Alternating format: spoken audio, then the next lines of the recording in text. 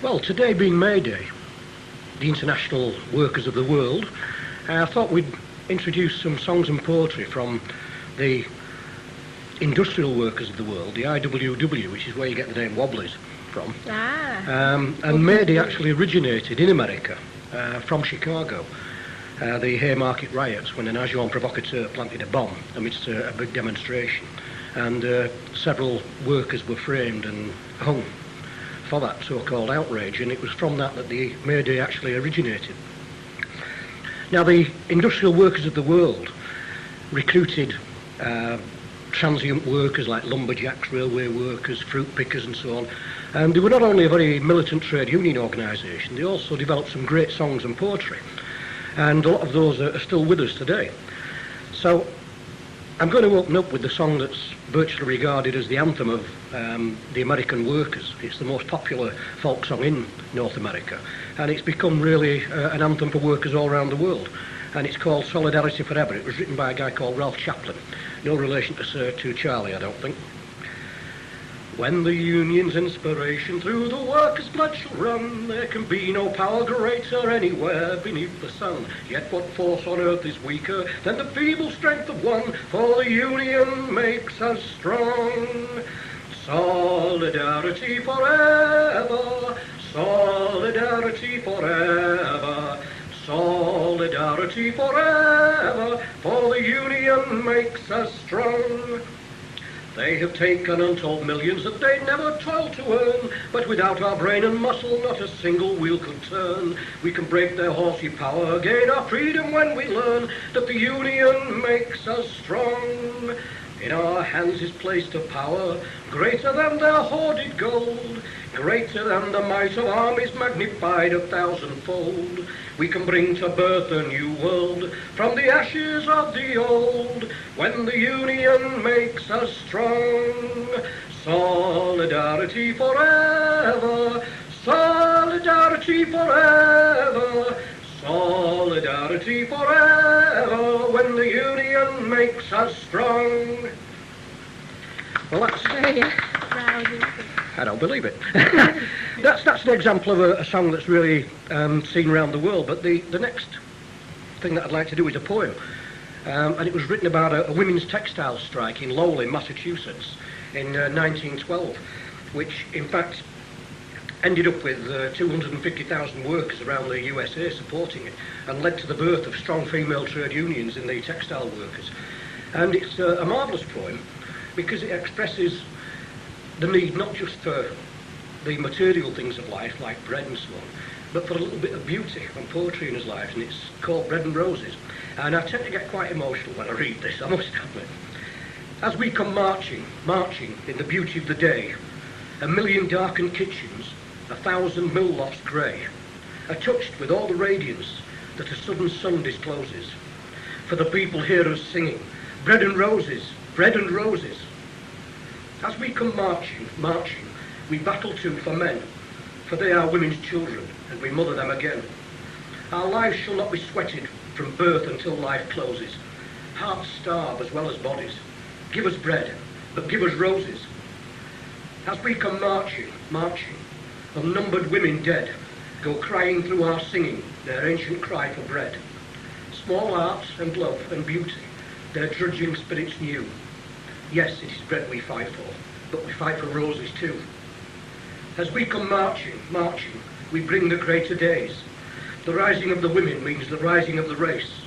No more the drudge and idler, tender toil where one reposes, but a sharing of life's glories. Bread and roses, bread and roses. Oh, that's lovely. Charged with emotion, Yeah, isn't it? really good. One of the greatest of the poets and singers of the Wobblies was a Swedish immigrant called Joe Hill. And Joe Hill was, it's widely accepted now, he was framed on a murder charge and executed in Utah, which of course was Mormon territory. But when Joe Hill died, one activist said, Joe Hill will never die, and because of the songs that he'd written and the poetry that he'd given.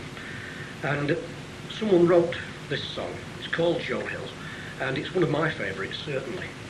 It was actually taught to me by the late, great Luke Kelly, the lead singer of the Dubliners, when I was at a party one night. I was dancing with his sister, and he must have thought I was getting a bit too close because he took me outside, and I thought he was going to demolish my jaw. But instead he taught me this song. So I'll dedicate this to the memory of Luke Kelly, who died tragically young from brain hemorrhage. And it's just called simply Joe Hill. I dreamt I saw Joe Hill last night, alive as you or me. Said I, but Joe, you're 10 years dead. I never died, said he. I never died, said he. In Salt Lake, Joe, by God, said I, when standing by my bed, they framed you on a murder charge, said Joe, but I'm not dead. Said Joe, but I'm not dead. The copper bosses killed you, Joe. They shot you, Joe, said I. Takes more than guns to kill a man. Said Joe, I didn't die. Said Joe, I didn't die. And standing there as big as life, smiling with his eyes, what they forgot to kill, said Joe, went on to organize, went on to organize. Joe Hill ain't dead, he says to me. Joe Hill ain't never died. Where working men are out on strike, Joe Hill is at their side. Joe Hill is at their side.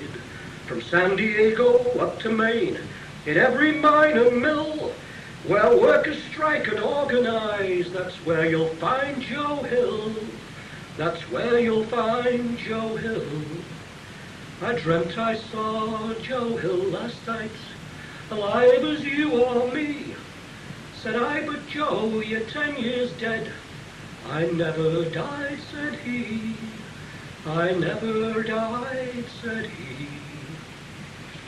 Strong stuff. There's another poem, which is from the actual Wobbly songbook, which I've got in front of me. A friend of mine was tearing a house down in Bradford a few years ago, and he found this in the chimney part of the house. And so, knowing how much I love socialist songs, he brought it round to my house and gave me. He found it in the chimney. Sorry? He found it in the chimney. He found it in the chimney. People used to, in the old firebacks, people used to put valuables up the chimney in a box. Yeah. And that's where that was. So, those are the old days, of course. This is a poem called "We've Fed You All for 1,000 Years." We've fed you all for 1,000 years, and you hail us still unfed. There was never a dollar of all your wealth, but marks the workers dead. We've yielded our best to give you rest, and you lie on crimson wool. Then if blood be the price of all your wealth, good God, we've paid it in full. There's never a mine blown skyward now, but we've buried alive for you. There's never a wreck drifts homeward now, but we're its ghostly crew. Go reckon our dead by the forges red, and the factories where we spin. If blood be the price of your cursed wealth, good God, we've paid it in. We've fed you all for 1,000 years, for that was our doom, you know. From the days when you chained us in your fields, till a strike a week ago. You've taken our lives and our babes and our wives, and we're told it's your legal share. But if blood be the price of your lawful wealth, good God, we bought it fair. Oh, it's certainly very political tonight. The final song that I'll sing is one written by Joe Hill, and it's called The Preacher and the Slave. It's also known as Pie in the Sky. And one thing the Wobblers used to do, they'd go to a town in the early evening where the Salvation Army was singing on the streets, and they'd pay a little boy to go up and request a song. And then they'd get up at the street corner on the soapbox, and they'd sing their parody of that song, that hymn. And this is one of them.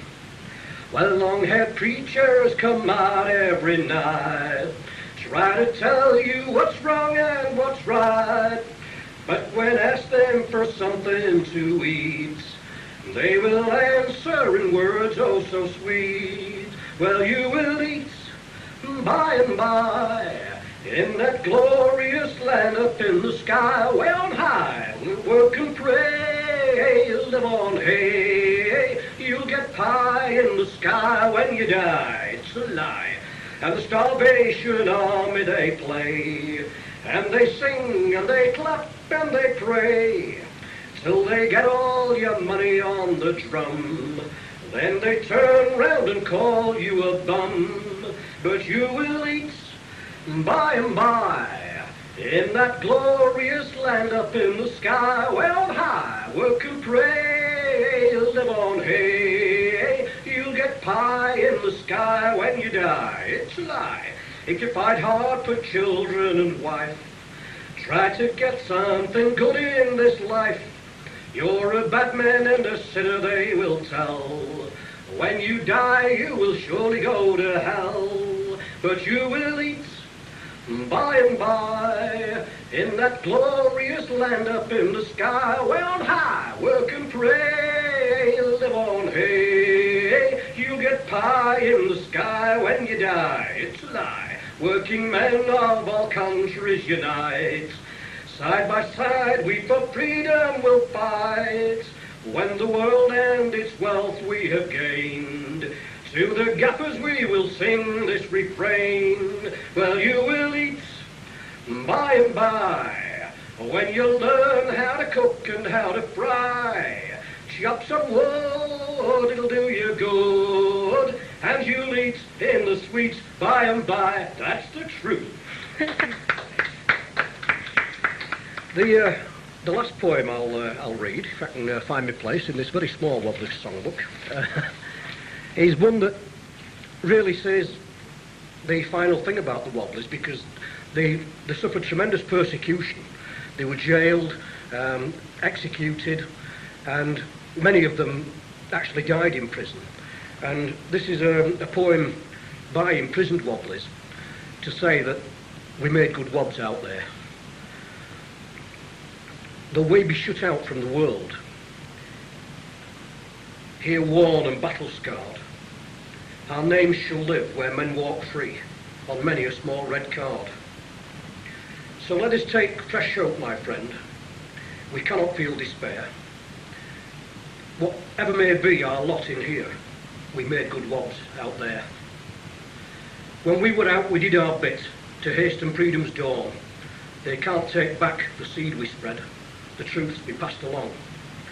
'Tis joy to know we struck a blow to break the master's sway, and those we lined up to take the work and carry on today. Though we be shut out from the world, and days are long and hard, they can't erase the names we wrote on many a small red card. So let's take fresh hope, my friend, about our prison fate. Whate'er may be our lot in here, we made good wobs out there. Okay, thank you very much. Well, Keith and Airy, Now I know what a wobbler is. showing us... now, is that where the phrase to throw a wobbler comes from? Or is that something else? No, it's now. They still publish this songbook every year, actually. This is the 50th edition. And but it's not really. It's a sort of bookshop and an information thing now. It doesn't really exist anymore. They got absolutely brutally smashed, a bit like the Black Panthers. The state took a very drastic revenge on them. Okay, well thanks very much anyway, Keith. You're listening to AM.